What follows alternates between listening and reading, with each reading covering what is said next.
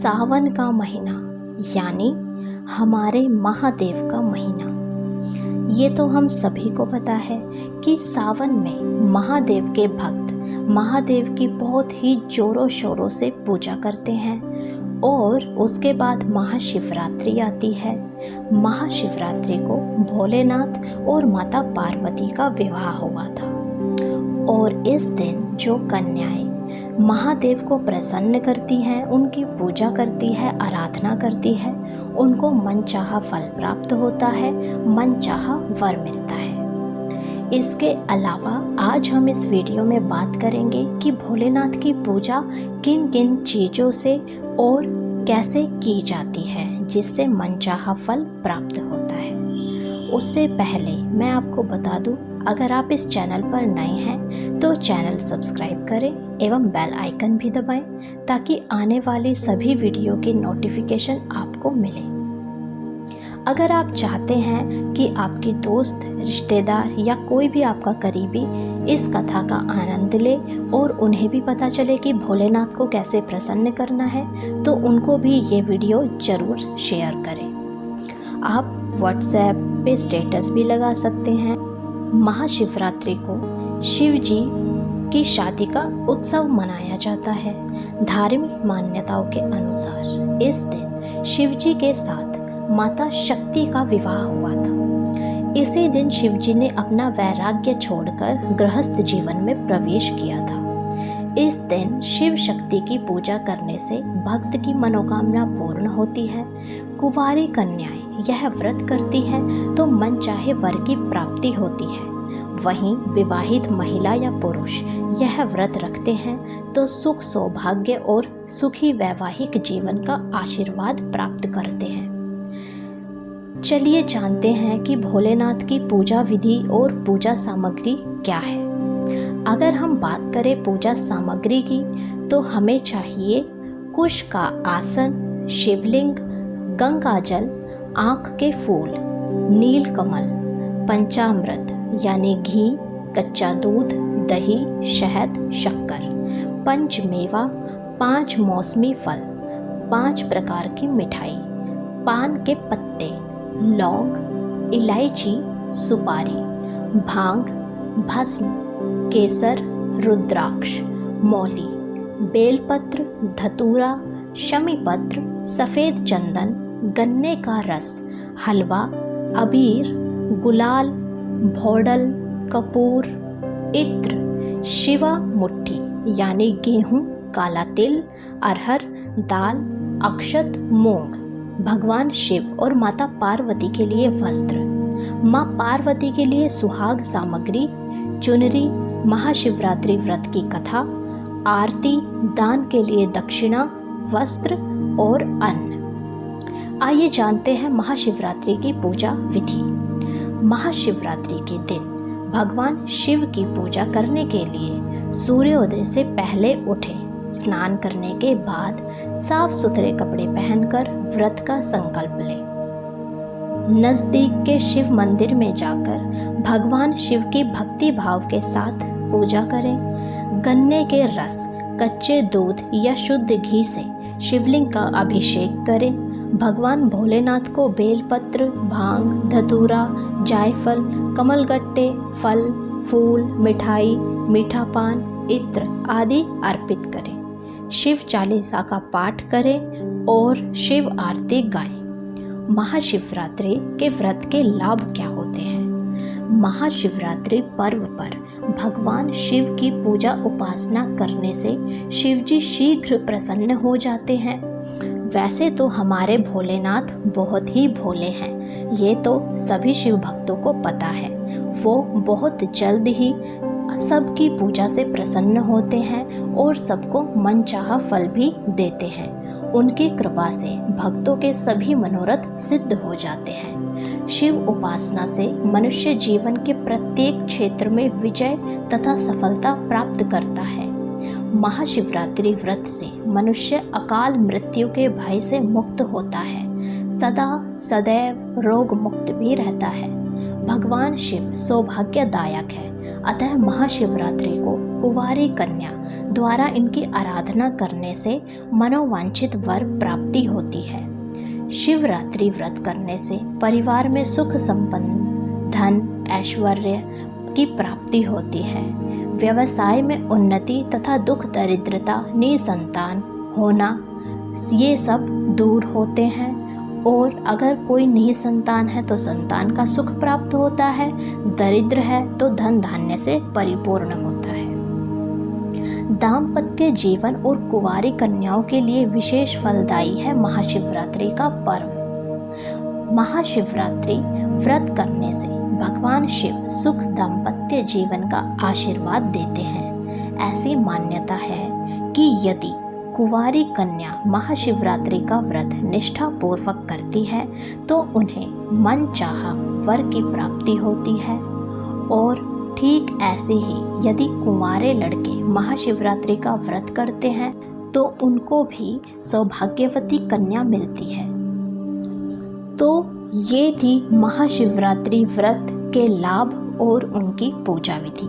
कैसे भोलेनाथ की पूजा करें, किन किन सामग्रियों से करें और उनके पूजा करने से, व्रत करने से क्या क्या लाभ मिलते हैं। तो आइए अब श्रवण करते हैं भोलेनाथ की पावन कथा का। प्राचीन काल में एक शिकारी जानवरों का शिकार करके अपने कुटुंब का पालन पोषण करता था। एक रोज वह जंगल में शिकार के लिए निकला, लेकिन दिन भर भाग दौड़ करने पर भी उसे कोई शिकार प्राप्त ही नहीं हुआ। वह भूख प्यास से व्याकुल होने लगा। शिकार की बाट निहारता निहारता वह एक तालाब के किनारे बेल वृक्ष पर अपना पड़ाव बनाने लगा। बेल वृक्ष के नीचे शिवलिंग था जो बिल्व पत्रों से ढका हुआ था। शिकारी को इस बात का ज्ञान ही नहीं था कि वहाँ पर शिवलिंग रखा है।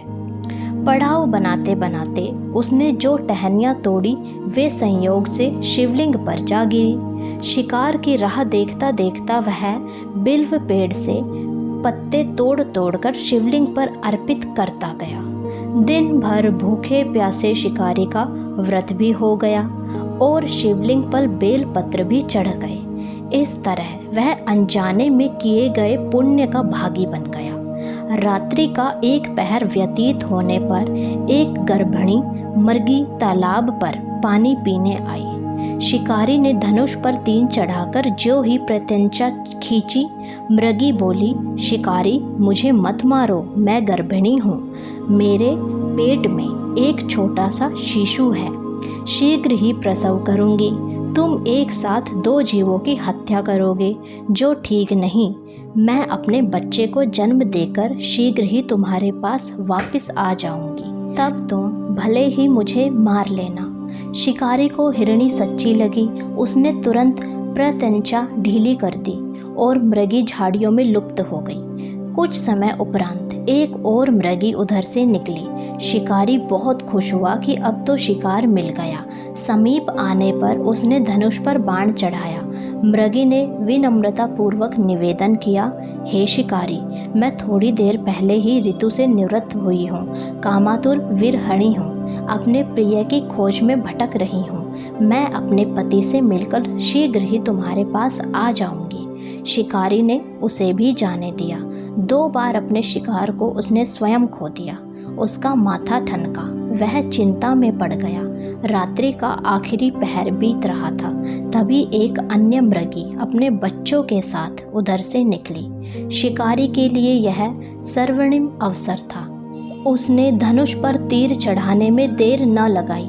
वह तीर छोड़ने ही वाला था कि मृगी बोली, हे शिकारी, मैं इन बच्चों को पिता के हवाले करके लौट आऊंगी। इस समय मुझे मत मारो, वरना मेरे बच्चे भटकते रह जाएंगे।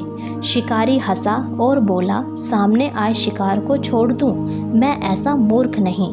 इससे पहले मैं 2 बार अपना शिकार खो चुका हूँ। मेरे बच्चे भूख प्यास से तड़प रहे होंगे। उत्तर में मृगी ने फिर कहा, जैसे तुम्हें अपने बच्चों की ममता सता रही है, ठीक वैसे ही मुझे भी अपने बच्चों की चिंता है। इसीलिए सिर्फ बच्चों के नाम पर मैं थोड़ी देर के लिए जीवन दान मांग रही हूँ। हे शिकारी, मेरा विश्वास कर।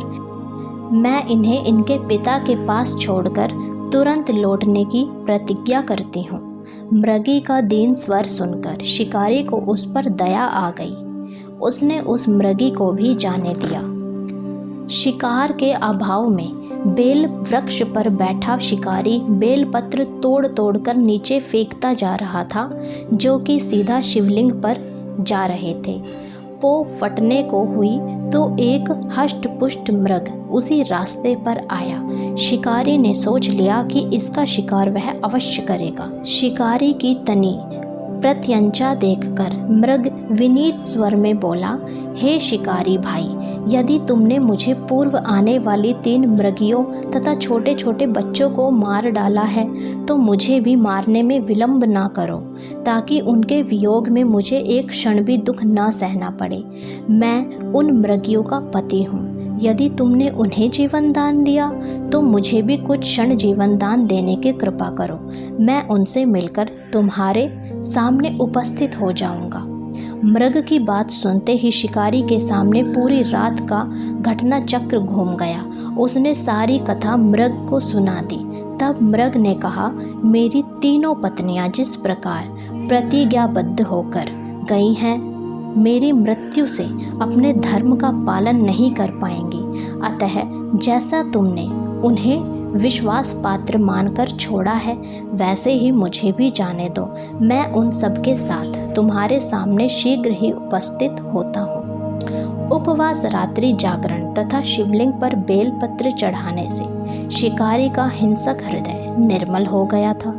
उसमें भगवत शक्ति का वास हो गया था। धनुष तथा बाण उसके हाथ से सहज ही छूट गए। भगवान शिव की अनुकंपा से उसका हिंसक हृदय करुणिक भाव से भर गया। वह अपने अतीत के कर्मों को याद करके पश्चाताप की ज्वाला में जलने लगा। थोड़ी ही देर बाद मृग सह परिवार शिकारी के समक्ष उपस्थित हो गया, ताकि वह उनका शिकार कर सके। किंतु जंगली पशुओं की ऐसी सत्यता, सात्विकता एवं सामूहिक प्रेम भावना देखकर शिकारी को बड़ी गलीन हुई। उसके नेत्रों से आंसुओं की झड़ी लग गई। उस मृग परिवार को न मारकर शिकारी ने अपने कठोर हृदय को जीव हिंसा से हटा दिया, उनके लिए कोमल एवं दयालु बना लिया। देवलोक से समस्त देव समाज भी इस घटना को देखकर दंग रह गए। घटना की परिणति होते ही देवी देवताओं ने पुष्प वर्षा की। तब शिकारी तथा मृग परिवार मोक्ष को प्राप्त हो गया। तो ये है भोलेनाथ की महाशिवरात्रि की कथा। आपको ये कथा कैसी लगी मुझे कमेंट करके ज़रूर बताना। जय भोलेनाथ।